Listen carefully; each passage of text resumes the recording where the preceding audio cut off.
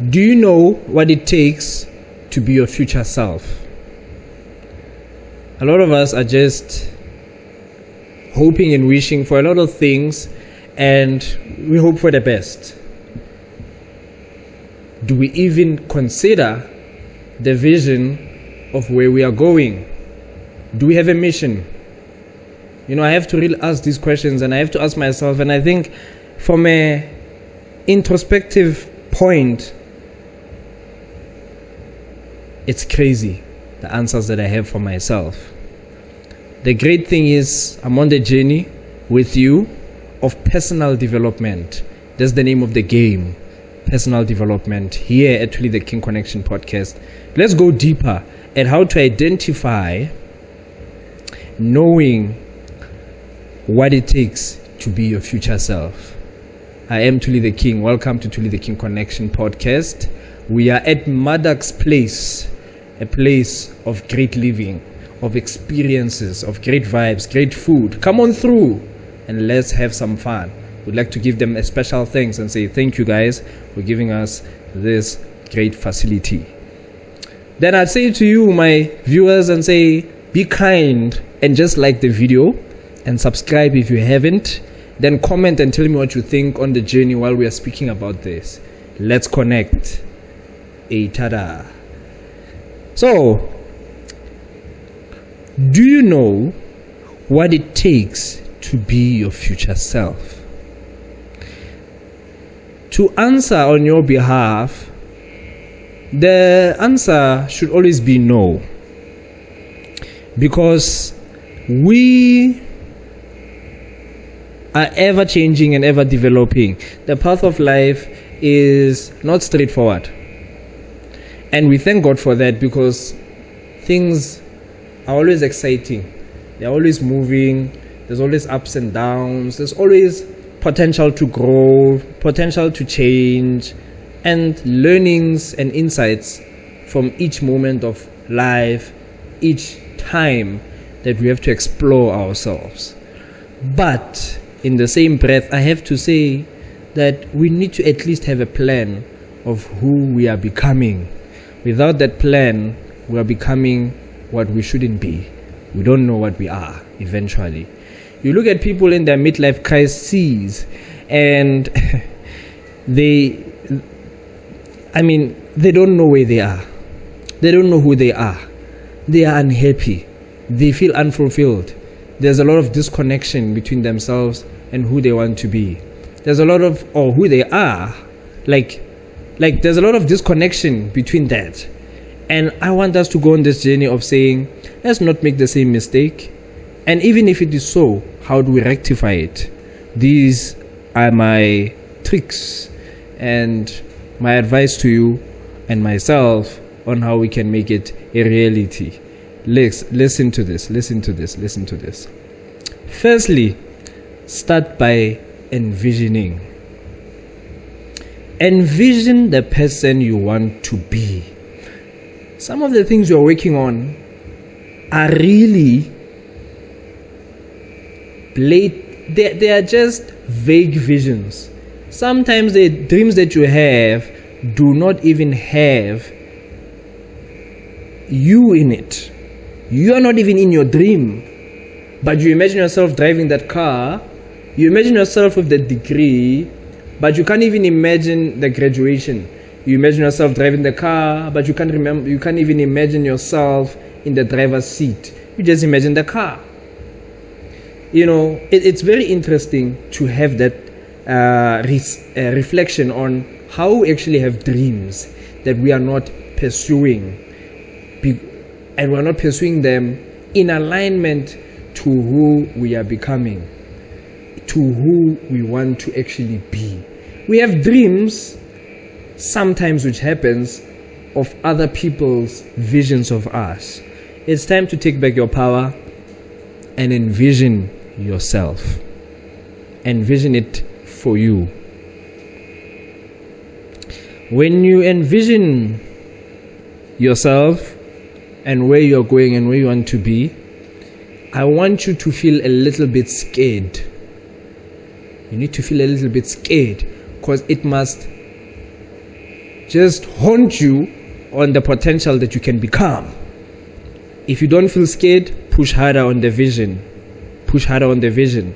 But it's okay. Maybe some of you have posted it already on what you are becoming. In the same breath, in your envisionment, in you envisioning yourself, you have to construct. Envisioning and construction. When you're constructing yourself, you need to put parts together. Construction looks like you say you want to drive these certain cars, but you must construct the model of the car, construct the color. What about the interior? Construct it. Then in your mind, in your alone time, when you are thinking and you're going deep into your mentality, into the vision, see yourself in it. It's construction. Construct that vision. Construct it. Take the time to do it, because it will not just become. It must have a source. So make your source envisionment and then construct it. It is your opportunity to be in touch and in line with reality. Some of you have such great visions, and you look at where you are, which is most of us, by the way,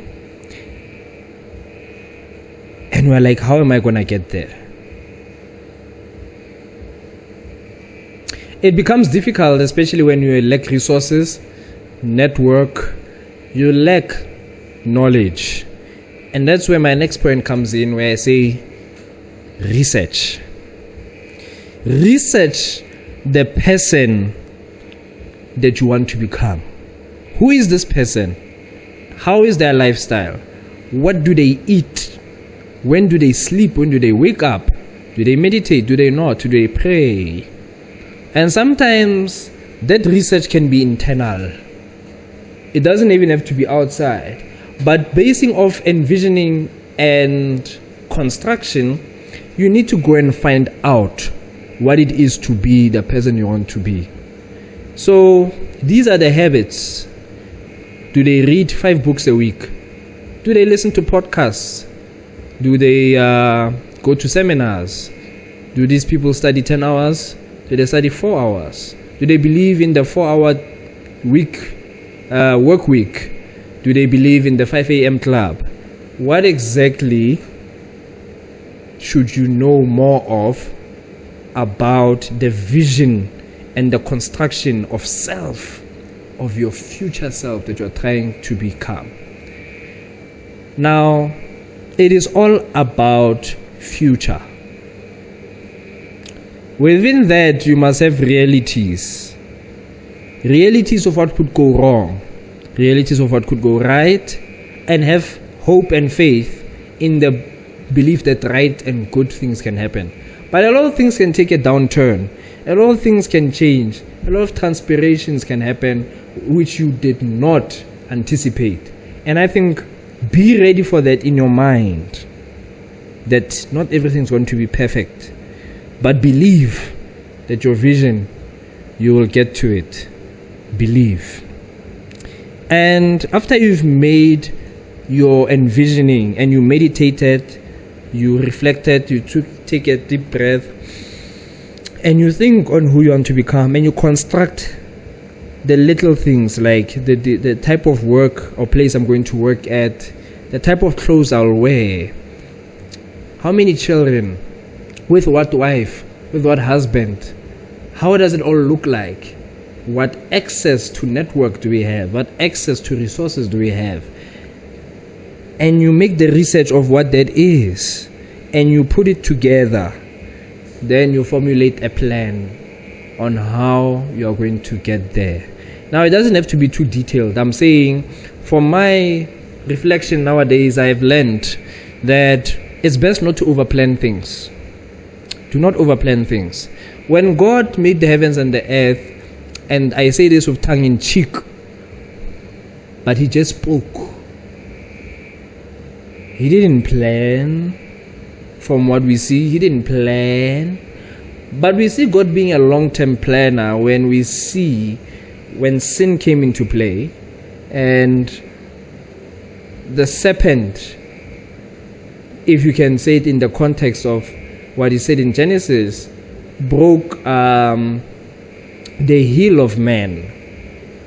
But the serpent's head would then be chopped off by man. And this whole plan took, I'm sure it took over 3,000 years to transpire, for it to become a reality. Yes, plan. There's a time to plan, and there's a time to implement the plan. And there's a time to be spontaneous. And I'm saying, let's grab it together, let's put these elements together, and let's formulate systems that work for us. Because at the end of the day, it's up to you and you. Your fight is against self, who's trying to hold you back and hold you down. Your biggest enemy is self. And that's why you can look back at one of my episodes of The Power of Words, where I talk that your enemy is not your neighbor. You keep saying your enemies are your neighbors and and witches and stuff. And sometimes you are your own witch because of the things you say to yourself and the limitations you place on your mind. So now when you have all of this information and you construct a plan, 2-year plan, man. You can even have a 10-year plan, and that's okay. Construct it and then push it. At least you have a vision of who you want to become and what it takes to become that person. Then with all that research, you need to put effort and apply the plan. You need to apply the plan. Look, I spoke to you guys earlier on in another episode. Well, I'll recommend 2. Firstly, the definition of what hard work truly is, right? Then the other episode, I speak on hard work that actually works. Go look at those episodes and formulate plans from that. Because when you have this plan and you have a vision of future self and you construct it, and then you get all of this research, you get all of this research to formulate this plan. You place effort and appliance into it. And that effort is hard work. Hard work is the derivative process or the combination of important inputs to derive a particular process that brings out a desired outcome. Right? You put these things together. That was your research. That was your construction, your envisioning, your imagination, breaking the limitation, the noise, cutting down a little bit on the reality, and looking at where you would potentially be if you had that belief. And what if all of your dreams? What if? How would you start to view your future self and your dreams if you would have the belief that you would never fail at all? If you had that mentality that you would never fail at all, how would you change your mindset right now? How would that change the way you approach things, the way you apply, the way you do these things, the way you do the things you're supposed to do? How would that change? So that belief that there's nothing impossible, couple it with the research and apply. Then when I speak about the hard work, the real thing after you put in the inputs is the process. The process that will bring forth a desired outcome, which is your future self, is years. Yes. And within the same process, I want to bring to you my business leadership acumen. Being an award-winning business leader, I talk about the lean startup methodology. And I talk about reiteration. Build, measure, learn. Build, measure, learn. When you are building yourself, measure yourself as you keep going, learn from it, then build again in that process and grow in it and just keep going with it. Because one day you will reach your future self, and at that time you reach your future self, you will still have another goal for a bigger and better future self. Remember something, where you are today, sometimes for most of you, is where you envisioned yourself 3 years ago. Where you are today has bits and pieces of answered prayers from God. Right? Where you are today. So you must have the hope and faith that actually it is possible to reach my future self. I'm just saying, within the process, have belief. Make sure you have the right inputs in place, and then keep building, measuring, learning, and then reiterate, can keep growing and building and growing and growing. And that's the journey that we are on. For me, I would say the most important thing in that journey of knowing what it takes to be your future self and actually implementing what it takes to be your future self is consultation with God. You see, Proverbs chapter 3, verse 5 and 6 says, trust in the Lord with all your heart. Don't lean on your own understanding. And in all your ways, acknowledge God that He may direct your paths. You know, sometimes we build plans, but we never involve God in our plans. Take a moment. Pause the video if you have to. Comment and tell me if you agree. Relax. Breathe. And go and consult God. Because this life is finite. You might achieve your future self and actually not be happy. Because God was not involved in your plans after all. And so I say to you, consult God in everything that you do. And trust Him. And acknowledge Him in all of your plans, that He may direct you guti into all of your things must hamba ngola nge line no bathini abantu yeah izinto zihamba ngo line uyabo ngiyakhuluma manje bafethu. But all in all, I'm saying consult God in all your plans. You see this plan that you're implementing, and I'm saying maybe just before you implement it, include God in it, that in your implementation phase He may direct your path. And sometimes what happens is that you realize that maybe, just maybe, your future self is not the real future self. The first reason would be, of course, your future self is guided by what other people have made you to be. The second reason might be traumatic limitations of who you have made your future self to be. And then it might be that the future self that you want to be in conjunction to the future self that God wants you to be are in dissonance, they are in misalignment. And now you have to go back and take time, reshift and say, this is not who I want to be. And then repeat the whole process and renew your mind as to who you want to become, your future self. And then just go through the whole things I said and then go on the journey.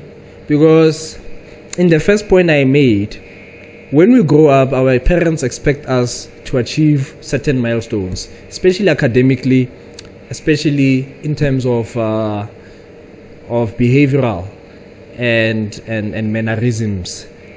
And we I believe sometimes, I believe in disappointing parents. Because in that regard, you are not limited to what they believe of you. In fact, my observation would be, if you keep just doing what they tell you to do, you're gonna be what they want you to be and not what you want to be. So other people, when they speak and they create a caricature, an expectation of self, of who you must be, and you fall into it and you feel caged, it's not your future self. Go and renew and fight to become who you want to be. And secondly, sometimes you limit yourself. You limit yourself. You are the one who constructed a vision out of trauma, out of self-limitation. And you're like, I just want a little bit, and just a little bit. But you can feel in your heart that you will not be satisfied with that which you are pursuing, because you have limited yourself because of what people have said about yourself, your self-talk, the things you're exposed to in your environment. You put a ceiling, and you have so much potential, so much growth laying in you, and you still decide to put yourself on pause. That's crazy, man. Let's push harder. Let's push harder against that thing. And God, sometimes where you want to be and where God wants you to be are two different things. Try and reconcile yourself with God. Let go of that which is limiting to self, that is hindering God maximizing your potential and the fulfillment of your purpose, and come closer to Him and say, Lord, I acknowledge you in my plans. So sometimes you must change your future self and change the vision of who your future self is. But all in all, what I'm saying is, do you know what it takes to be your future self? Go out and find out. Reconstruct yourself. Construct a vision. Envision yourself. Turn it into a reality. Consult God with your vision. And maybe you might have to reiterate. Maybe you must change the whole plan and find the true future self you must be. You don't have to know everything all at once. You don't have to. You don't have to have all the answers all at once. You don't have to. But take the small steps of the plan and the process and enjoy it as you get your desired outcomes. Stay blessed, and I hope that inspired you and motivates you. Tell me what you think in the comment section and share the video. Like if you haven't already, and subscribe. And we thank Madak's Place for this wonderful establishment. Come on through when you want intimate events, when you want an intimate space of lavish, great lifestyles, food and conversations. If you want to have some fun with people of like-minded individuals, of people of maturity and understanding, if you want to network, this is the place to be. Madak's Place. Thank you guys so much. I'd like to thank as well Matlapeng Photography and Filmmakers for making this a reality. And all in all, we thank God. Please aim to your future self, plan, grow, re-establish yourself, build, measure, learn, and smile. Let's connect. Thuli the King Connection. Big love. Big love. Stay blessed.